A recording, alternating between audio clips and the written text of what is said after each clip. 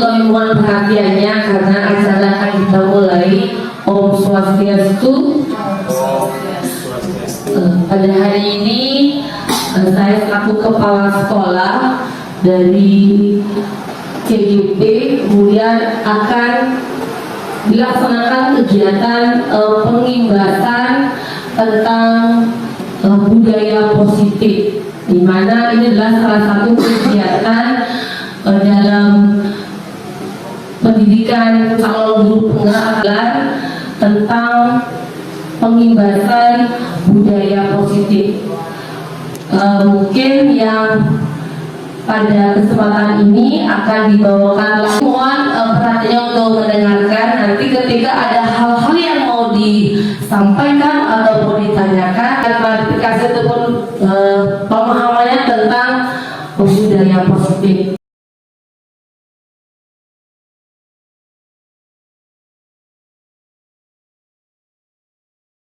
Bapak Ibu, acara diseminasi budaya positif akan segera saya mulai.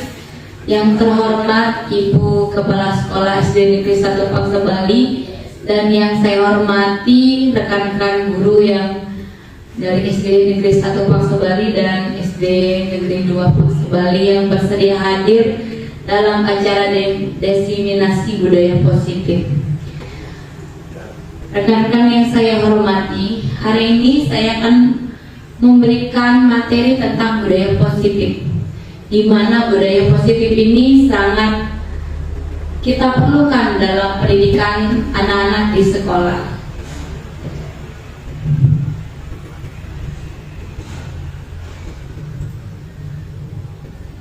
Jadi tujuan dari kegiatan ini yang pertama adalah CGP dapat melakukan budaya positif di lingkungan sekolah dan dapat berbagi materi dengan para guru tentang budaya positif.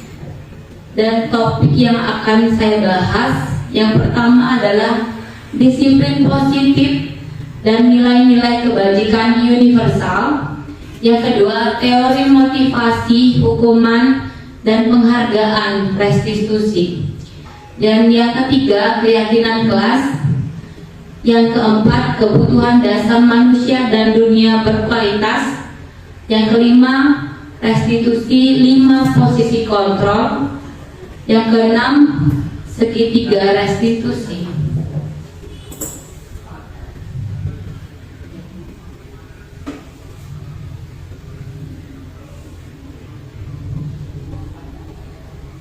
Dan jadi untuk yang pertama saya akan membahas tentang disiplin positif dan nilai-nilai kebajikan universal.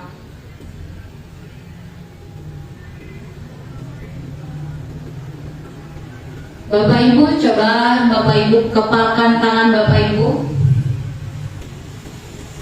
Nah, sobeklah beberapa kertas. Ini beranda ya. Kira-kira di sini Bapak Ibu tuliskan benda sesuatu yang sangat berharga untuk Anda, letakkan di salah satu tangan Anda dan genggam benda tersebut. Ini kita berimajinasi ya Bapak Ibu. Buatlah sebuah kepalan tangan. Teman Anda akan mencoba dengan sekuat tenaga dengan berbagai cara untuk meminta Anda memberikan benda tersebut. Nah, ada kemungkinan yang akan terjadi yaitu bisa membujuk, mengancam, menghadik, merayu, menyuap, apa saja akan agar dapat membuka kepalan tangan Anda. Apa yang kira-kira Anda lakukan? Apakah Anda mau membuka kepalan tangan tersebut? Nah, seperti itulah Bapak Ibu yang akan kita bahas tentang budaya positif yang ada di sekolah.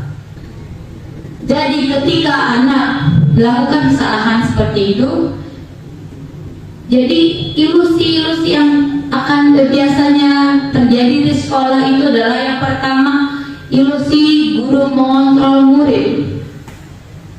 Yang kedua, ilusi bahwa kritik dan membuat orang merasa bersalah dapat menguatkan karakter.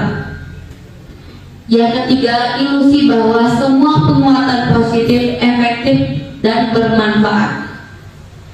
Dan yang keempat, ilusi bahwa orang dewasa memiliki hak untuk memaksa.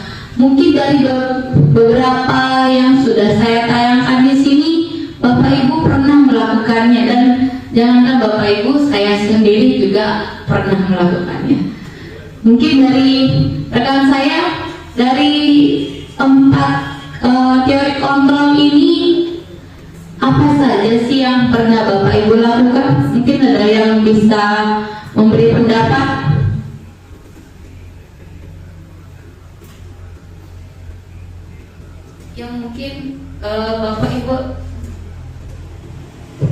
Yang mungkin Bapak Ibu pernah lakukan.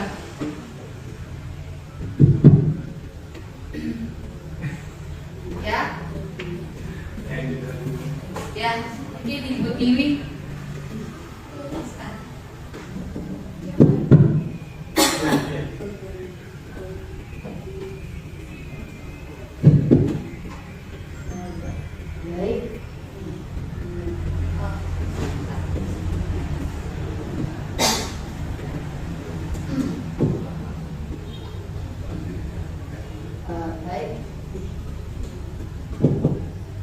Baik, Bu Bayu, terima kasih atas waktunya. Yang sering saya lakukan di kelas itu induksi guru mengontrol murid. Bagaimana contoh yang Ibu? Contohnya jika ada murid yang berantem atau bagaimana di kelas tidak mendengarkan perintah saya yang memberi tahu yang mengontrol siswa itu agar tidak ribut. Saya tidak menanyakan kenapa dia ribut. Saya hanya mengontrol seperti itu. Saya menyuruh diam seperti itu, Bu Bayu. Terima kasih Bu Tiwi. Nah, tadi sudah ada pendapat dari Bu Tiwi. Terima kasih Bu Tiwi atas pendapatnya. Di sini saya juga pernah bahkan mengkritik siswa, juga pernah saya lakukan Bapak Ibu. Karena ketika ada siswa yang melakukan kesalahan seperti tidak memakai pita ataupun sepatu seperti itu, saya tidak tanyakan kenapa anak tidak memakai pita, tapi saya berikan kritikan atau hukuman seperti itu Bapak Ibu. Jadi di sini kita akan berubah paradigma tentang teori kontrol untuk peserta didik.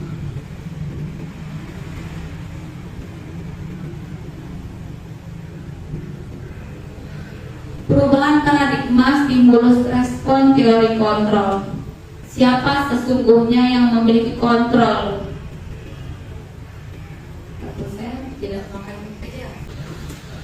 Jadi perubahan paradigma stimulus respon teori kontrol. Siapa sesungguhnya yang memiliki kontrol? Yang pertama, stimulus respon.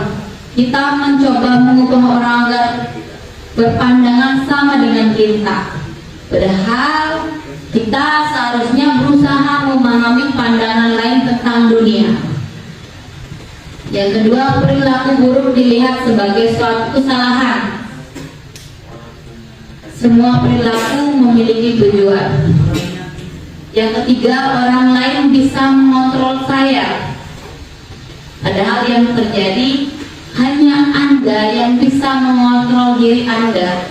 Sama halnya dengan pada murid Bapak Ibu. Jadi kita tidak bisa mengontrol murid. Yang bisa kita lakukan adalah memberikan pemahaman kepada peserta didik kita agar mereka mau mengikuti peraturan yang telah dibuat. Lalu yang ketiga, keempat, saya bisa mengontrol orang lain. Anda tidak bisa mengontrol orang lain. Yang kelima, pemaksaan Anda pada saat rujukan gagal. Kolaborasi dan konsensus menciptakan pilihan-pilihan baru. Yang ketiga, yang terakhir, model berpikir menang kalah.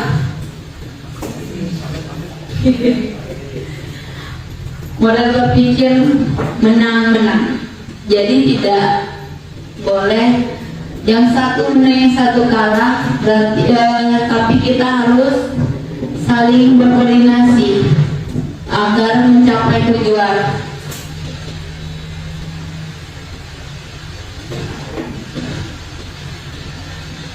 Nah, di sini disiplin positif dari Dr. William Blazer.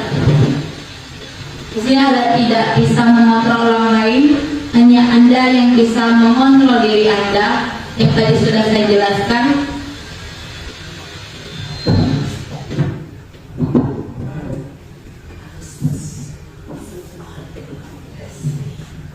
Semua perilaku memiliki tujuan. Di sini ada teori motivasi untuk menghindari hukuman, untuk mendapatkan imbalan, untuk menghargai diri sendiri. Dan di sini saya akan membahas nilai-nilai kebijakan universal, jadi kebajikan universal. Dan yang kedua model berpikir, yang ketiga model berpikir menang-menang, kolaborasi dan konsensus menciptakan pilihan-pilihan baru. Di sini ada membahas posisi kontrol. Yang pertama penghukum. Yang ini biasanya memang sering kita temukan di sekolah-sekolah, di mana kita memberikan peraturan kepada anak, dan ketika anak-anak tidak melakukan peraturan yang kita minta, kita melakukan hukuman, memberikan hukuman kepada murid kita. Jadi itu yang kita akan pelajari, bagaimana cara menanamkan budaya positif sehingga kita mengurangi penghukum untuk para peserta didik kita. Yang kedua membuat rasa bersalah, dan yang ketiga ada teman, yang keempat ada pemantau.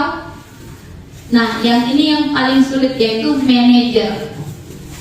Di mana di sini nanti akan kita pelajari ada yang manajer itu kita harus mengetahui sumber masalahnya apa. Jadi kita meminta siswa untuk memahami apa yang telah dilakukannya, dan kita mencari solusi dari masalah tersebut. Lalu realitas kebutuhan kita berbeda. Kita berusaha memahami pandangan orang lain tentang dunia. Setiap orang memiliki gambaran berbeda. Di sini saya akan juga membahas tentang 5 kebutuhan dasar manusia yang ada. Yang pertama, yang paling adalah bertahan hidup, penguasaan, kasih sayang dan rasa diterima, kesenangan dan kebebasan.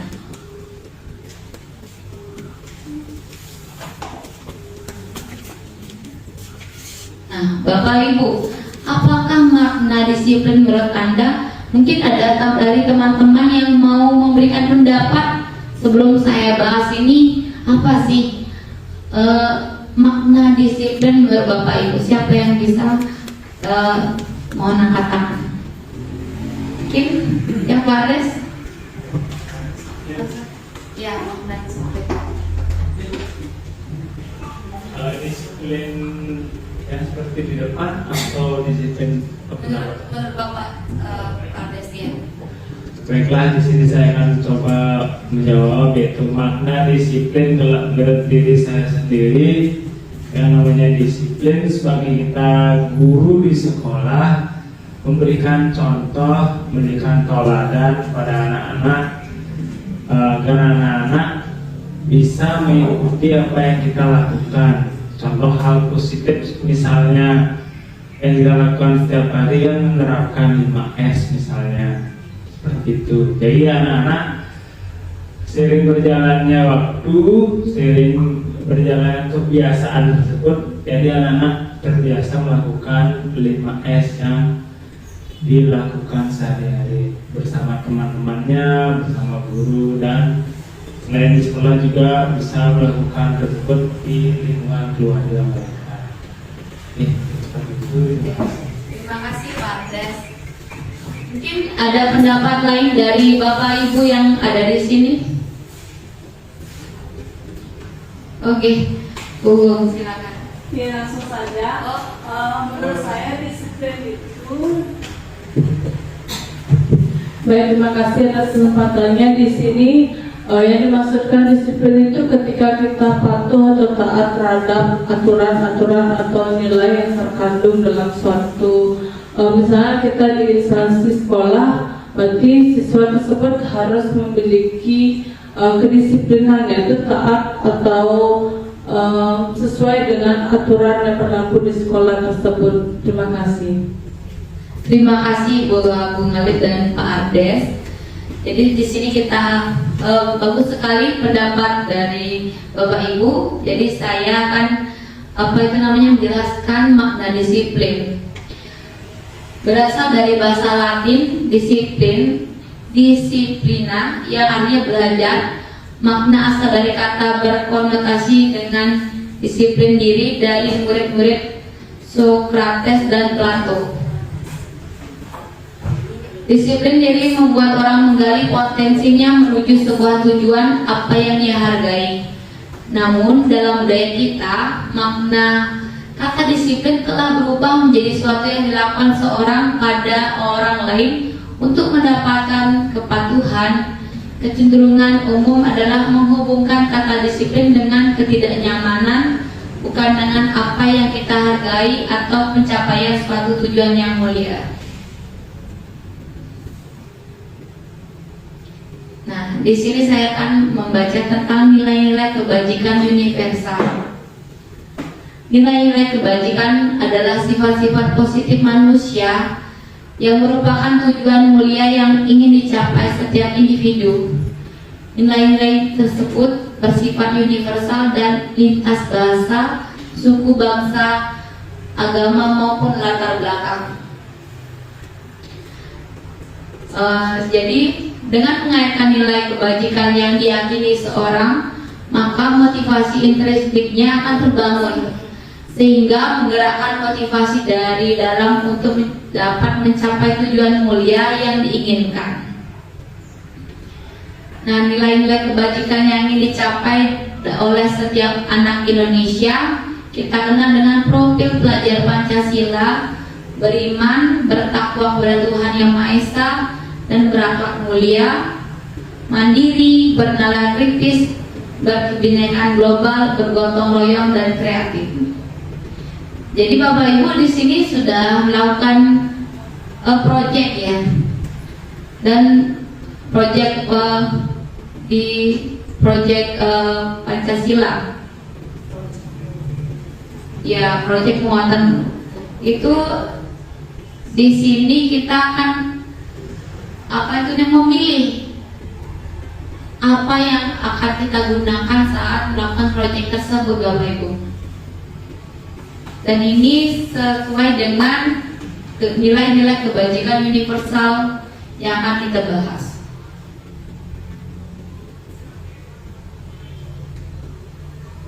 Ya, sudah.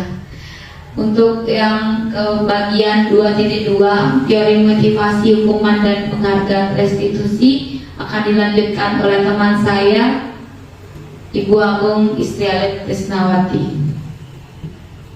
Ibu silakan, saya persilakan. Oh ya, Bapak Ibu ada pertanyaan tidak tentang materi yang telah saya bahas?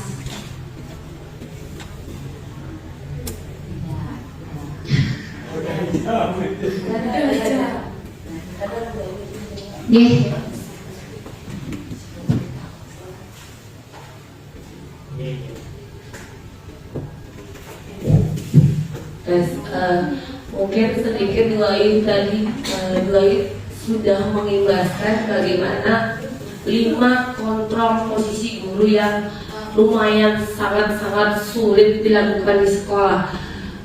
Kebanyakan kita sebagai guru belum bisa berfungsi sebagai manajer.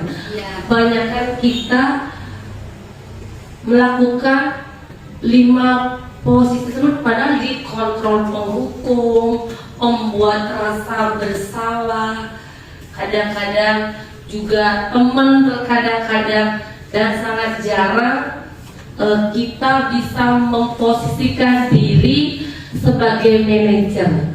Nah, yang ingin tanyakan, ada nggak cara khusus ataupun hal-hal yang perlu dilakukan bagaimana kita sebagai guru bisa memposisikan diri saat anak berbuat salah itu sebagai manajer. Terus terang, kalau sebagai manajer mungkin lumayan susah ya ketika anak-anak datang terlambat ditanya, gimana kabar hari ini anak-anak, sehat?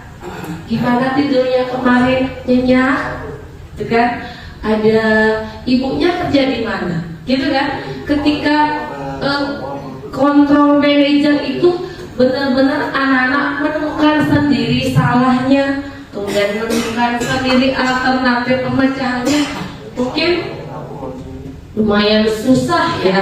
Mungkin dua yuk ada beberapa kiat-kiat khusus untuk dibahaskan kepada guru-guru di sini, bagaimana kiat-kiat memposisikan diri kita sebagai control manager ketika siswa berbuat salah. Karena selama ini saya juga seperti itu, kadang-kadang sebagai penghukum, pembuat rasa bersalah, anak-anak ketakutan, begitu kan?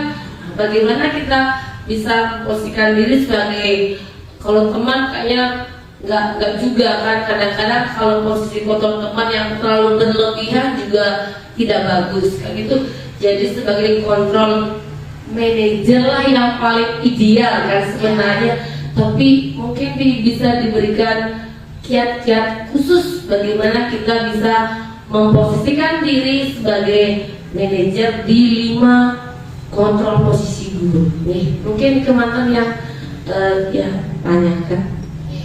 Terima kasih Ibu Dayu atas pertanyaannya. Di sini ada 5 posisi kontrol: menghukum, pembuat rasa bersalah, teman, pemantau, dan manajer. Di mana posisi manajer tersebut adalah 5 posisi kontrol yang mungkin paling sulit untuk kita gapai ya Bapak Ibu. Dan saya sendiri juga mungkin yang saya lakukan di sekolah sebelum saya mengenal disiplin positif dan sekarang masih proses dalam pembentukan tersebut. Jadi saya rasa untuk menjadi posisi manajer tersebut, kita pertama harus merasakan bagaimana siswa memahami kenapa kira-kira siswa tersebut melakukan hal tersebut. Ya, berarti kita ada rasa simpati, empati kepada peserta didik tersebut, Bapak Ibu. Jadi untuk mengenal dan yang mungkin tantangan bagi kita adalah ketika kita memberikan pemahaman kepada anak, bagaimana cara kita mengenalkan kepada peserta didik kira-kira. Jadi kita boleh menanyakan pertanyaan-pertanyaan pemantik saat itu, Bapak Ibu, budaya khususnya, kira-kira kamu salah di dana, kira-kira perbuatanmu benar atau salah, seperti itu bisa boleh juga. Jadi ada pertanyaan-pertanyaan yang pertanyaan khusus untuk membuat siswa itu memahami apa yang dia perbuat, seperti itu. Jadi ketika kita memberikan solusi juga, kita harus jika anak masih mungkin karena di SD, jadi masih kurang mungkin pemahamannya tentang hal-hal tersebut, kita bisa berikan opsi-opsi tertentu kepada peserta didik kita. Mungkin itu saja dari saya, Budaya. Ada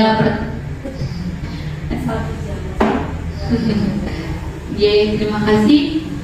Dan di sini juga saya untuk manajer, saya masih belajar. Biasanya saya lakukan, jujur dari saya, di sini saya biasanya melakukan penghukum, membuat rasa bersalah, dan teman.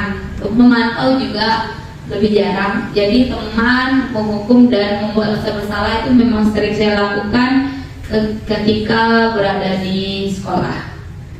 Terima kasih. Mungkin ada pertanyaan dari Bapak Ibu? Oke. Ya, saya akan lanjutkan oleh rekan saya, Ibu Agung Trisnawati. Silakan Ibu Agung, saya persilakan.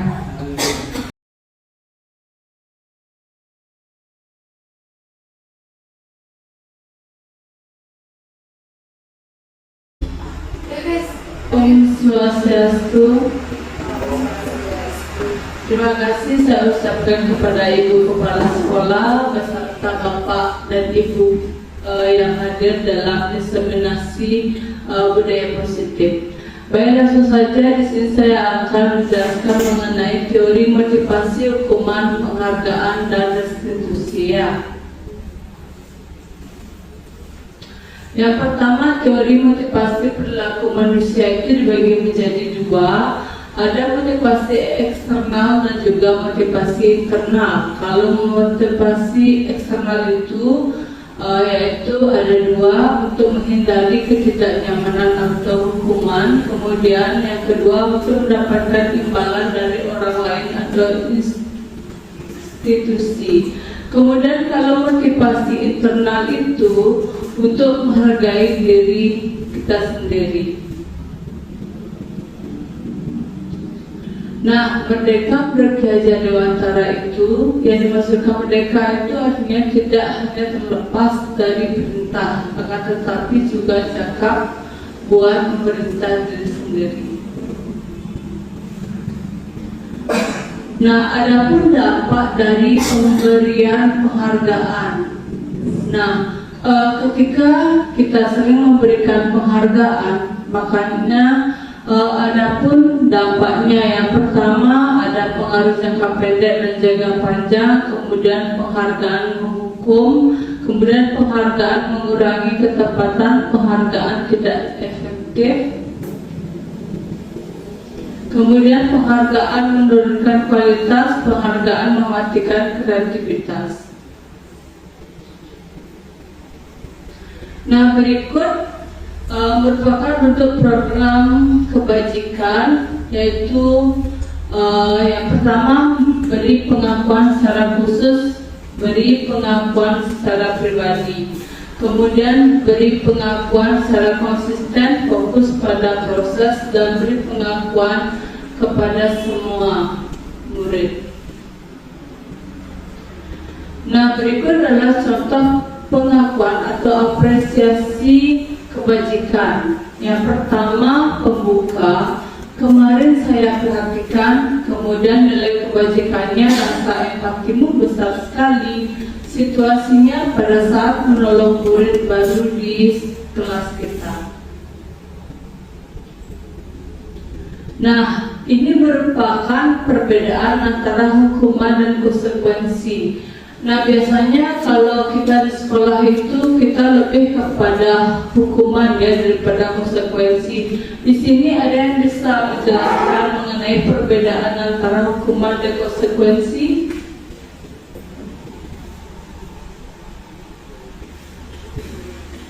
Ya, silakan Bu Pertiwi.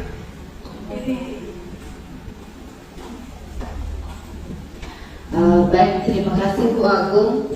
Nah, di sini saya akan memaparkan perbedaan hukuman dan konsekuensi. Yang menurut saya, hukuman itu untuk mempermalukan anak, ya, menanamkan rasa sakit dan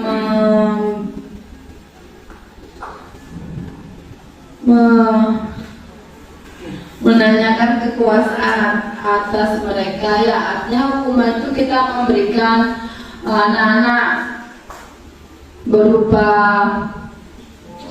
tindakan, artinya bisa dari gininya ya, apa namanya, memberikan hukuman itu bisa dengan memberikan hukuman nanti anak-anak membuat dia malu di depannya, kita memberikan hukuman. Kalau konsekuensi itu adalah pengalaman belajar yang disampaikan dengan penuh hormat dengan tujuan akhir untuk mengajarkan anak suatu keterampilan. Nah, jadi contohnya jika anak-anak tidak membuat PR, kita bisa berikan konsekuensi untuk memberikan tugas tambahan atas PR yang tidak dibuat. Seperti itu Bu Agung. Terima kasih. Ya, bagus sekali ya pendapatnya dari Bu Tiwi. Nah, di sini perbedaan antara hukuman dan konsekuensi bisa kita lihat. Kalau hukuman kita biasanya lebih kepada mempermalukan anak. Nah, kalau misalnya konsekuensi itu lebih kepada pengalaman belajar yang ditempatkan dengan penuh rasa hormat kepada anak. Seperti itu ya. Di sini adapun beberapa tindakan guru yang mana bisa kita bandingkan apakah itu termasuk hukuman atau konsekuensi. Nah, misalnya di sini mencatat 100 kali di dalam buku kalimat, saya tidak akan terlambat lagi karena terlambat ke sekolah. Nah, di sini termasuk ya hukuman. Kemudian yang kedua, lari mengelilingi lapangan basket 2 kali karena terlambat hadir sekolah. Ada yang bisa? Ya, ini adalah hukuman. Nah, baik, selanjutnya seperti itu Bapak Ibu. Nah, ini merupakan hukuman atau konsekuensi dari masing-masing tindakan guru tersebut ya.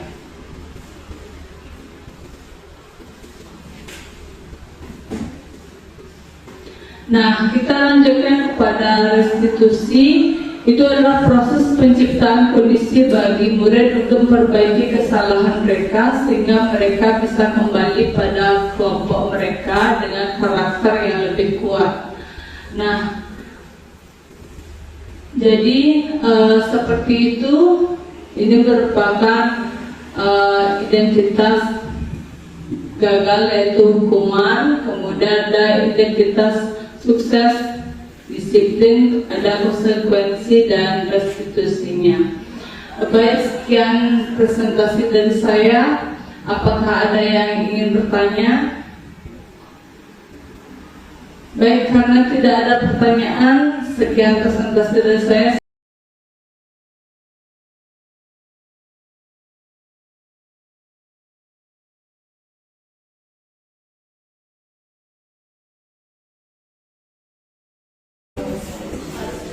Baik, yang terhormat Ibu Dayu selaku Kepala Sekolah SD Negeri 1 Paksa Bali, Bapak Ibu guru yang sudah berkenan hadir pada hari ini. Pada hari ini saya akan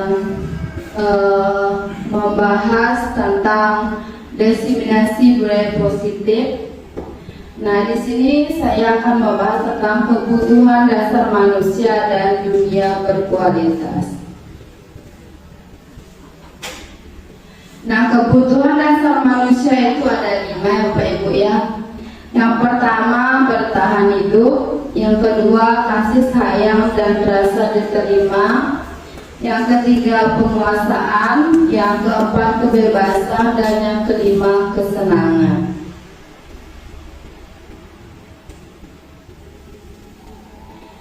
Nah, apa ini penjelasannya Bapak Ibu ya. Kebutuhan bertahan hidup adalah kebutuhan yang bersifat fisiologis untuk bertahan hidup, misalnya kesehatan, rumah, dan makanan.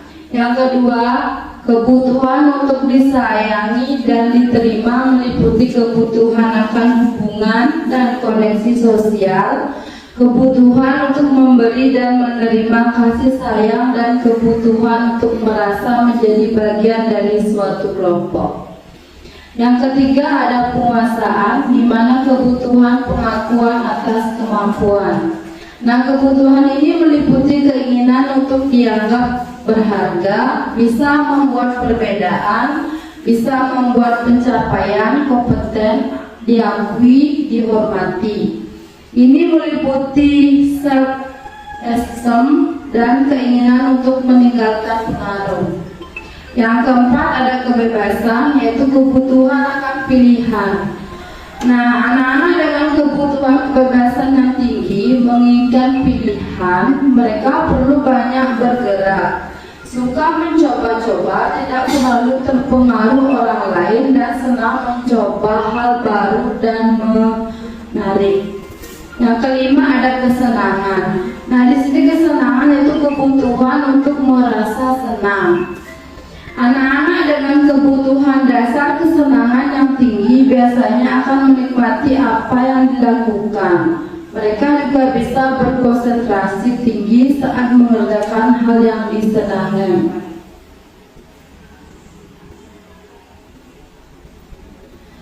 Kemudian restitusi, yaitu 5 posisi kontrol. Nah, Bapak Ibu bisa lihat di slide ada 5 posisi kontrol. Yang pertama ada penghukum, pembuat rasa bersalah, ada teman, pemantau, dan manajer.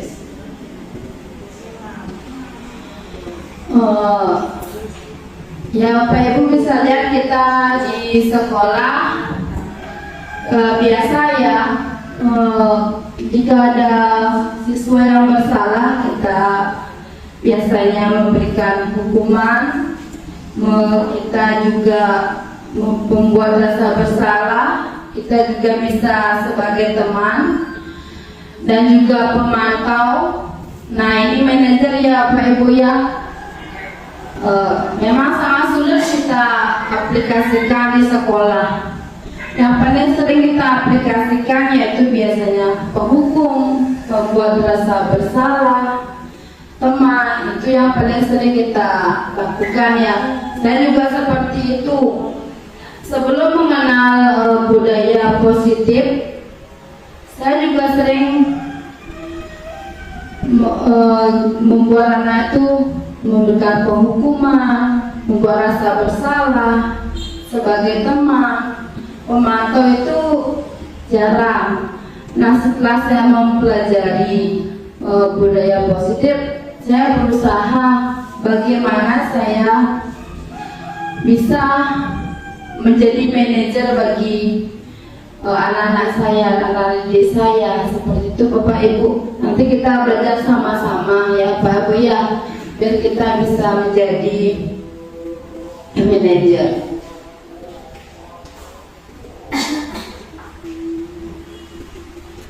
Nah, di sini ada pernyataan Bapak Ibu. Saya kecewa sekali dengan kamu. Nah, itu termasuk apa Bapak Ibu ya? Membuat rasa bersalahkah? Atau hukuman? Iya, membuat rasa bersalah. Yang ketiga, ayolah lakukan demi ibu bapak. Itu termasuk apa? Iya, teman. Bagus sekali ya.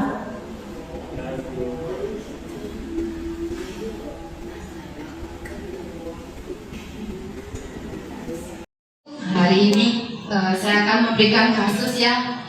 Kita bersama-sama membahas kasus yang saya berikan.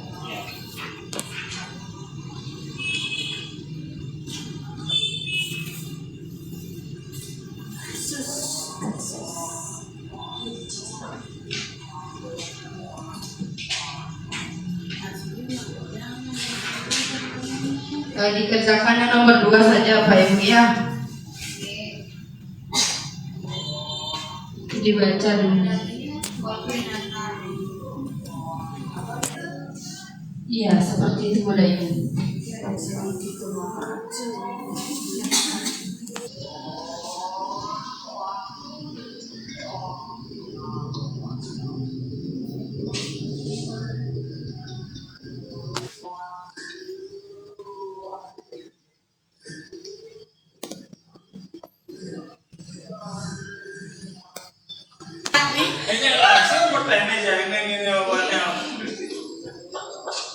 Posisi kontrol Pak Ibu, penghukum, pembaca bersalah. Iya, Bu Sukma.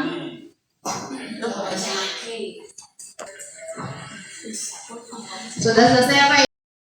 Semua ya? Iya, siapa yang mau memberikan solusi atau jawaban dari kasus Bu Vivi, Bu Eni ya? Iya, Bu Sukma.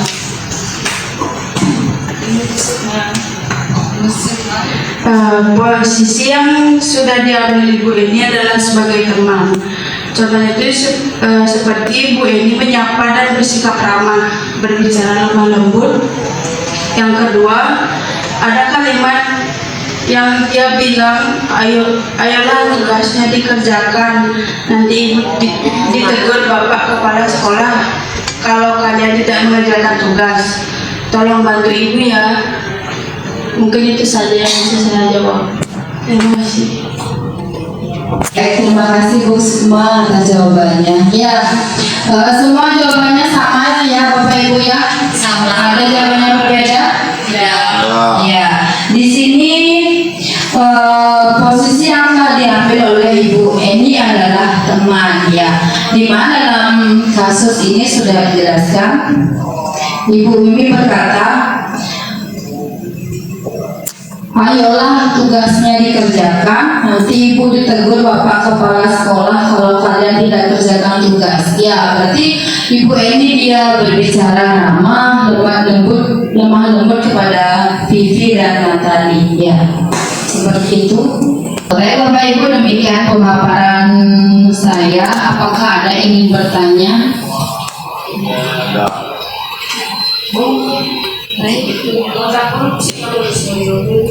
Ya udah. Baik, kalau tidak. Ada 5 yang mana yang paling Ya, kan tadi Uki sudah ngasih kasus ya. Posisi kontrol dulu. Kalau di kasus ini kan, kalau Bu Eni baru bertindak sebagai teman. Kira-kira kalau dia bertindak sebagai manajer, apa yang dilakukan oleh Bu Eni? Seperti apa tindakan Bu Eni jika dia dalam posisi manajer? Kalau ini kan masih dalam posisi teman. Bisa mungkin diuraikan seperti apa contoh perbuatan ataupun sikap yang dilakukan oleh Bu Eni ketika dia berfungsi sebagai manajer dari kasus ini. Baik, terima kasih Udayu atas pertanyaannya. Nah, di sini saya akan mencoba menjawab bagaimana kalau posisi Ibu Eni itu sebagai manajer, ya. Nah, di sini masalahnya Vivi dan Natali ini kan tidak mau mengerjakan tugas ya karena guru walinya diganti. Nah, yang pertama saya akan lakukan adalah bertanya, apakah yang dilakukan oleh Vivi sama Natali itu adalah sebuah kesalahan atau bagaimana tidak mengerjakan tugas? Itu pertama yang saya tanyakan. Terus yang kedua saya bertanya alasannya mengapa dia Vivi dan Natali tidak mengerjakan tugas. Dan yang ketiga saya akan membantu Vivi dan Natali untuk mencari solusi bagaimana caranya agar Vivi dan Natali mau mengerjakan tugas. Seperti itu Bu Dayu, apakah bisa diterima? Ya, baik Bapak Ibu, demikian pemaparan dari saya. Apabila ada kesalahan kata tidak sengaja, saya mohon maaf. Saya tutup dengan parame Santi. Om Santi, Santi, Santi. Om. Terima kasih.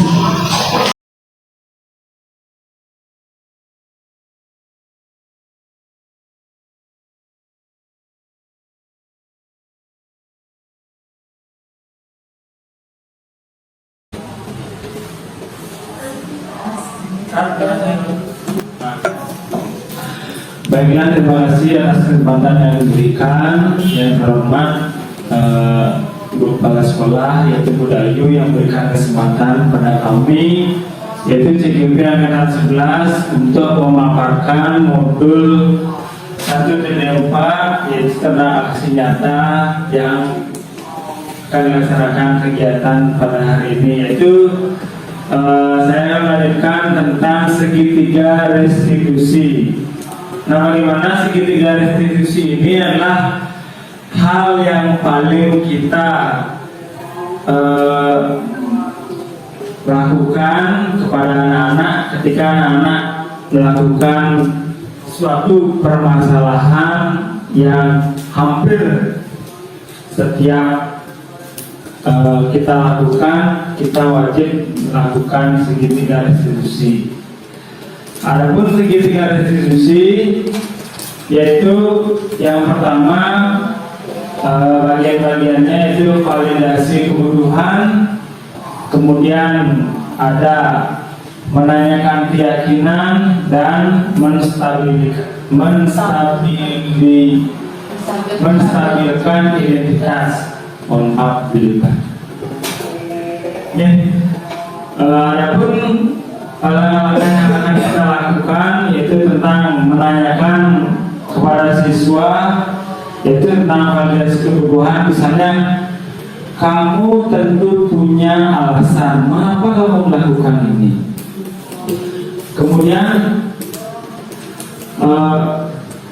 kita juga menanyakan, adakah cara yang lebih efektif untuk mendapatkan apa yang kamu butuhkan, anak?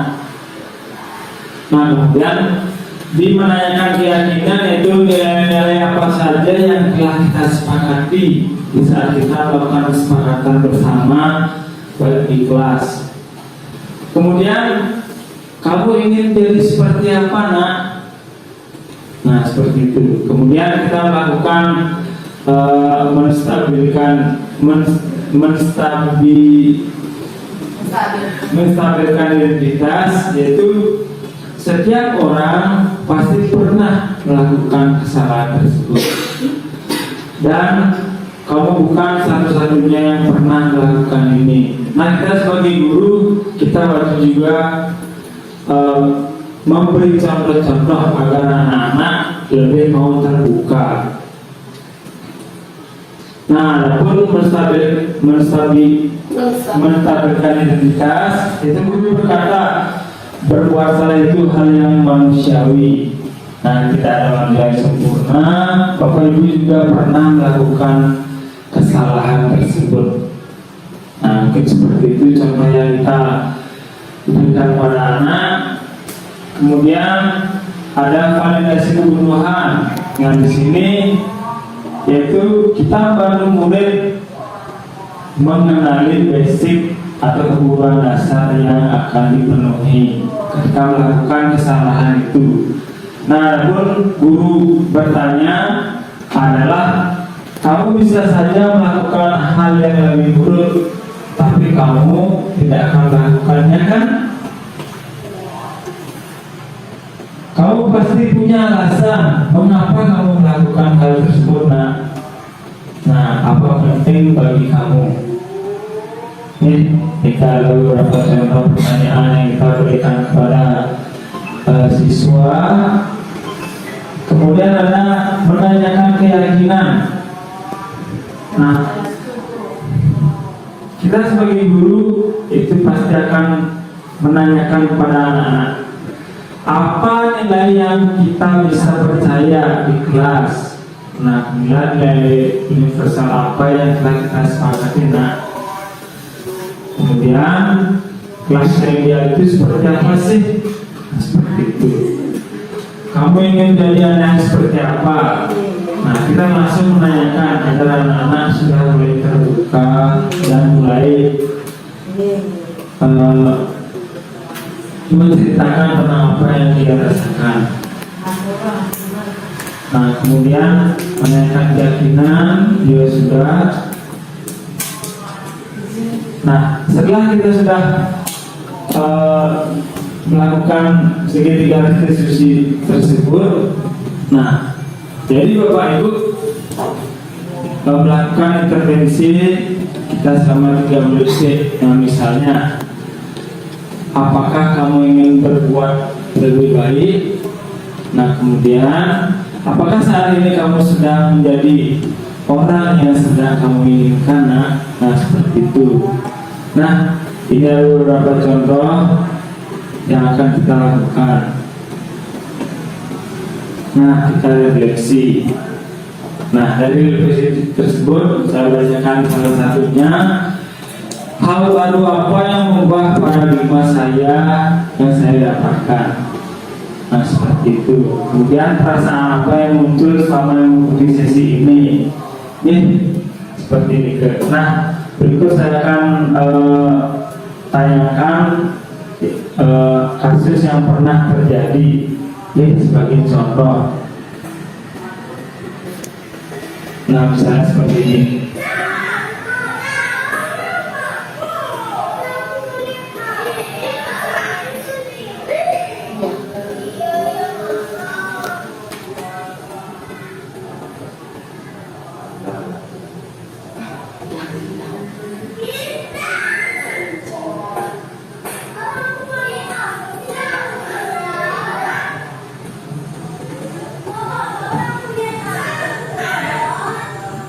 Nah, ini sebagai contohnya. Kemudian dari kasus yang sudah dilaksanakan, kemudian saya mencoba untuk menstabilkan anak tersebut. Saya panggil di perpustakaan, misalnya seperti itu.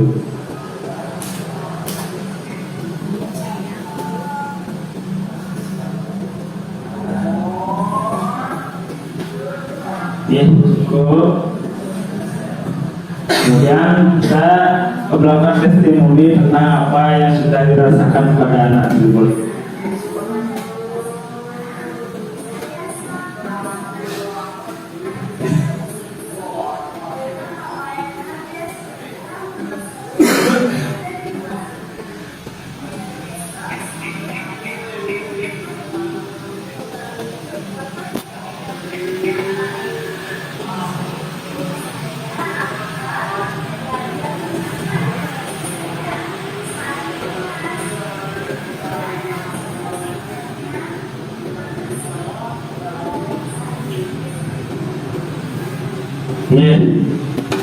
Demikian pemaparan dan beberapa contoh yang sudah dilakukan. Yang ditutup itu dengan pantun. Kemudian baru yang akan memberikan contoh kasus, kemudian Bapak Ibu menanggapinya. Burung cendrawasih, burung irian. Cukup sekian dan terima kasih.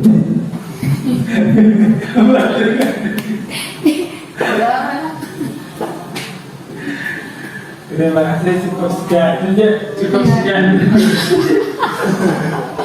Dari di internet. Terima kasih, cukup sekian gitu. Iya. Terima kasih Burung cendrawasih, cukup sekian. Terima kasih kembali habis itu. Terusnya burung irian, burung cendrawasih, cukup sekian. Terima kasih. Saya buat. Yang lain itu kalah.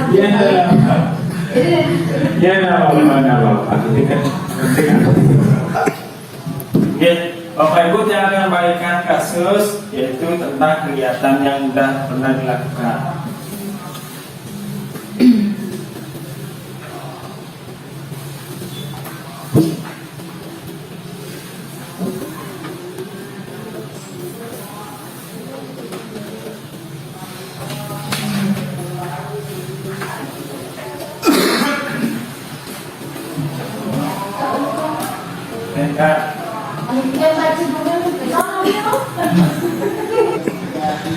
Baiklah Bapak Ibu, dari kasus yang sudah diberikan, nah sekarang saya minta bantuan pada Bapak Ibu untuk yang bisa mencoba menjawab tentang kasus yang sudah saya berikan. Baik, siapa yang bisa, Bapak Ibu? Bu Doayu, silakan coba menjawab. Terima kasih Pak Andes atas waktu yang telah diberikan kepada saya. Di sini saya akan menjawab tentang pertanyaan dalam kasus di atas, langkah-langkah restitusi apa saja yang sudah dijalankan oleh Ibu Santi. Di mana di sini ada yang kita ketahui segitiga restitusi itu ada 3. Yang pertama adalah menstabilkan identitas, yang kedua validasi kebutuhan, dan yang Yang pertama adalah menstabilkan identitas, yang kedua adalah validasi kebutuhan, dan yang ketiga adalah menanyakan keyakinan. Di kasus yang pertama, di kasus ini yaitu adalah di mana Ibu Santi dia menyatakan seperti ini.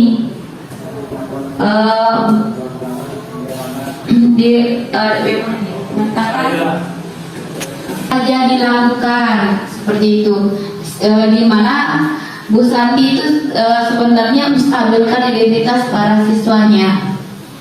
Tidak apa-apa seperti itu, bukan satu-satunya, seperti di mana kita tahu menstabilkan identitas itu seperti itu contohnya. Dan yang kedua, validasi tindakan, di mana Ibu Santi ini dia mengatakan bahwa tidak apa-apa untuk tidak melakukannya seperti itu. Dan di sini juga Ibu Santi menanyakan bahwa perilaku mereka tidak sesuai dengan keyakinan kelas. Jadi segitiga restitusi sudah dilakukan oleh Ibu Santi dalam kasus ini untuk menyelesaikan kasus ini. Di sini juga Ibu Santi mengusulkan bagaimana mereka akan melakukan mereka mencarikan solusi dari kasus yang telah dilakukan oleh Vivi dan Vivi dan Natali. Itu saja, sekian dari saya. Terima kasih. Baik, terima kasih atas jawaban yang diberikan dari Ibu Doayu. Sangat menarik sekali. Ya. Jadi kita sebagai guru di sekolah, segitiga restitusi itu sangat penting sekali kita bisa terapkan pada anak-anak. Jadi anak-anak mulai terbuka, kita tidak langsung menjatuhkan hukuman pada anak-anak. Jadi ini adalah solusi yang paling baik yang kita akan lakukan dalam kegiatan sehari-hari di sekolah. Nah, semoga dengan restitusi ini bisa membuka pikiran anak-anak dan mau jujur tentang hal-hal apa yang sudah dilakukan.